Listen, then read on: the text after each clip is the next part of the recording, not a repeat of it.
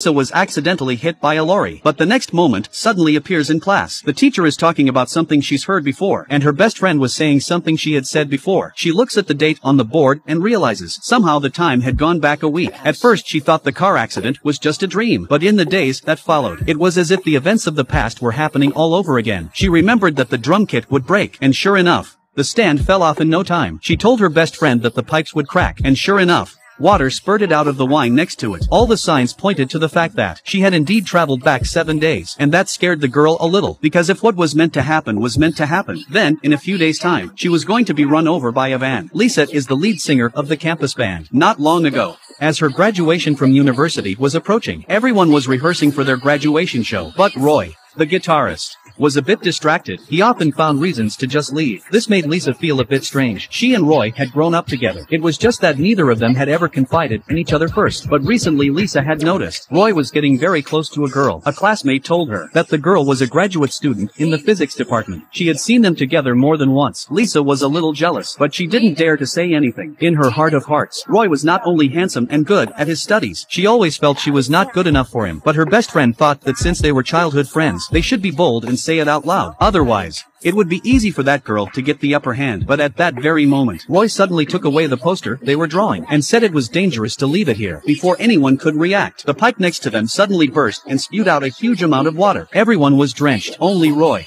who was standing next to the poster, looked calm. Graduation show was getting close. Lisa approached Roy to write a new song. She had a habit of writing down the lyrics on a card when she thought of them, and then let Roy pick out the music, because she knew that every time Roy wrote a song would be a perfect match for the lyrics. This time was no exception. The duo soon finished writing the new song, but when Lisa left, Roy looked at the date of the show and pondered. Soon it was the day of the graduation show. Perhaps it was the short rehearsal time. Lisa was feeling very nervous. She hadn't been on stage long before she forgot the lyrics. It was an awkward situation. The graduation performance was ruined by herself. This made Lisa feel very upset, even though everyone said it was fine. But Lisa was still feeling very sorry for herself. On the way back, the guilt she felt inside made Lisa cry. She took out a tissue to dry her tears, but the lyrics she had written fell to the ground. Lisa bent down to pick it up, but then a lorry came out of nowhere. That's how the accident happened. But when she opened her eyes again, she found herself in a classroom. The date on the blackboard had changed to 7 days earlier. What happened next was just like the beginning. It all happened over again. But this time Lisa remembered that the pipes would burst, so she chose to run to the side, so she didn't get wet from the hose. But what happened before her eyes? Roy found it hard to believe, because this had happened a week ago. Roy looked a little excited. He even laughed out loud. This made Lisa think that Roy was laughing at herself. After school, she told Roy solemnly she hadn't lied, that she had really crossed over, and that by the day of the show, she was probably going to be run over by a lorry. Yet Roy didn't seem surprised, and said that she had died many times before.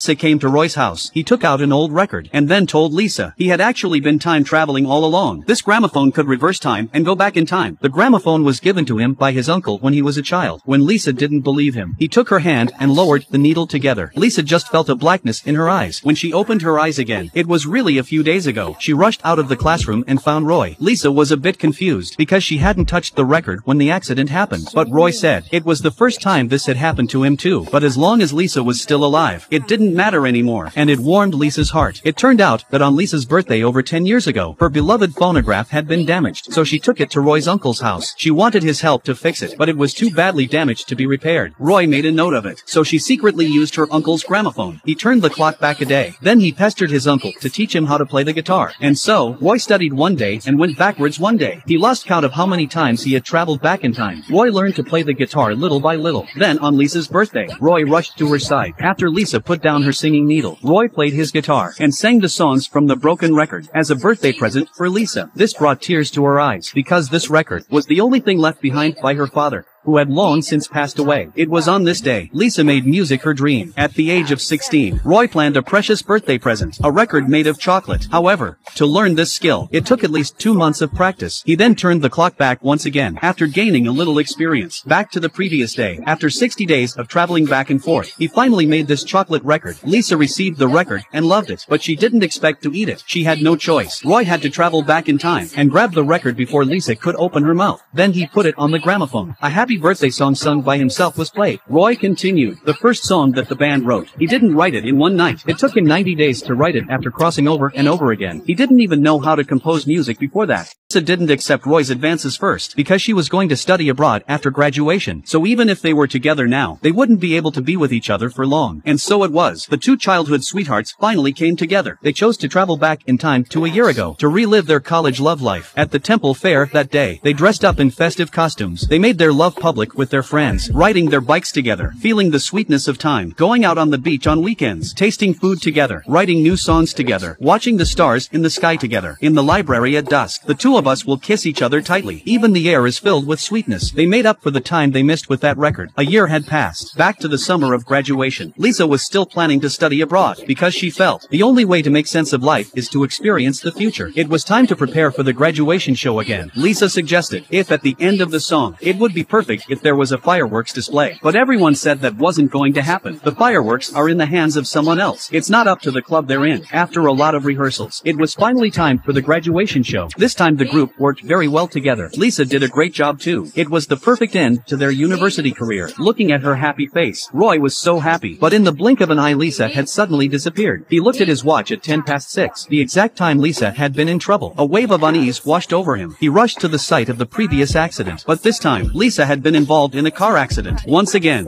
she died in front of Roy's eyes. Roy was devastated. He couldn't accept the truth. When he returned home, once again, he reversed time, back to 7 days before the incident, rushing to class and hugging Lisa tightly. He was so scared of losing. If Lisa wasn't there, what was the point of living alone?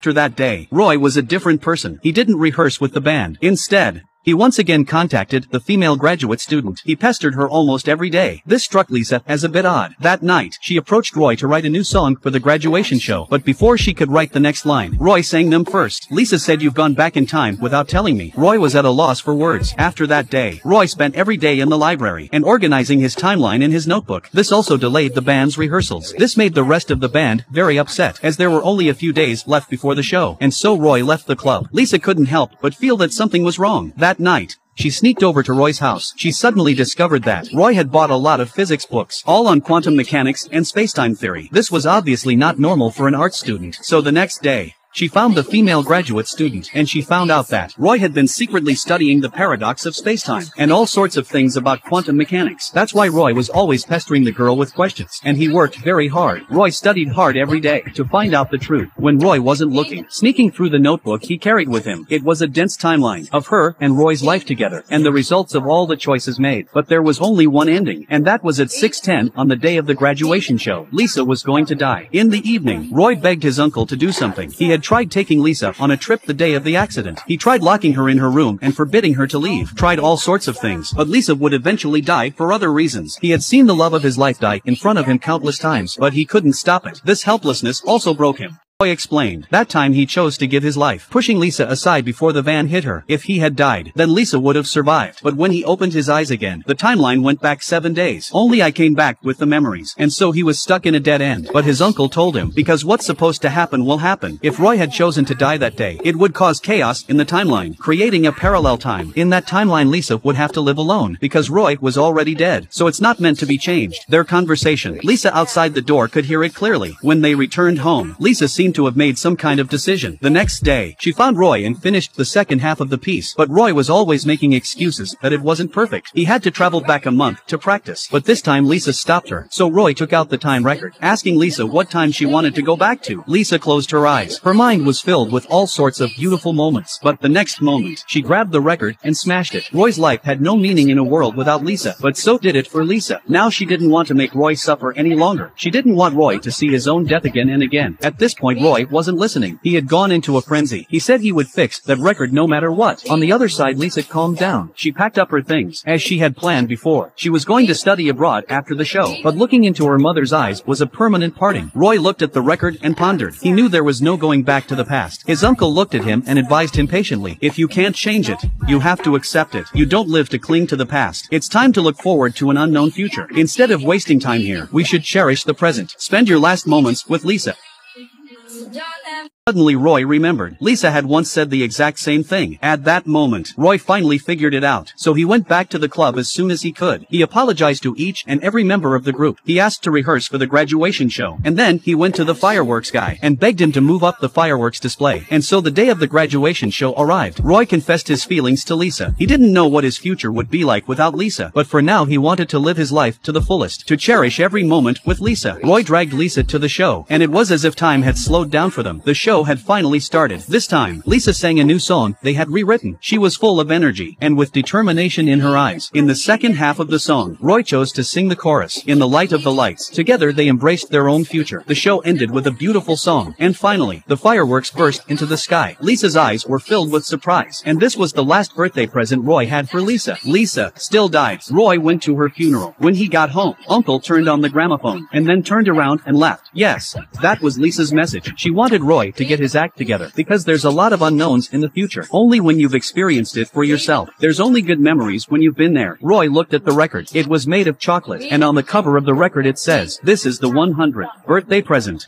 Roy knows well, to make a chocolate record, it takes at least 2 months of study. In other words, Lisa had gone back in time countless times without his knowledge. He had an instant realization. It had never been him trying desperately to get Lisa back. It was Lisa who had traveled back in time countless times to try to save herself. Because in that parallel time, Roy had died in front of the van to save Lisa. So when she learned the truth, Lisa chose to travel back in time. She used all sorts of ways to change the timeline, trying to convince Roy not to save himself, but only by destroying the soundtrack, to make Roy accept her departure. From the beginning to the end, Lisa has been trying to keep Roy alive in her own way. And this last birthday present, Lisa had died 100 times to bring Roy back to life. Roy couldn't take it anymore. He'd promised Lisa he wouldn't cry in her absence, but now he was in tears. So, that girl was even more committed than he was. In order to live up to Lisa's promise, Roy had rearranged the bookshelves, putting away all the physics journals. Now he chooses to be positive about life, to get along with the team. Roy took Lisa's place. He became the lead singer of the band. So what if I can't change time? You'll always live on in my heart. On that day when I was a kid, I played my guitar. I gave you the best birthday present ever.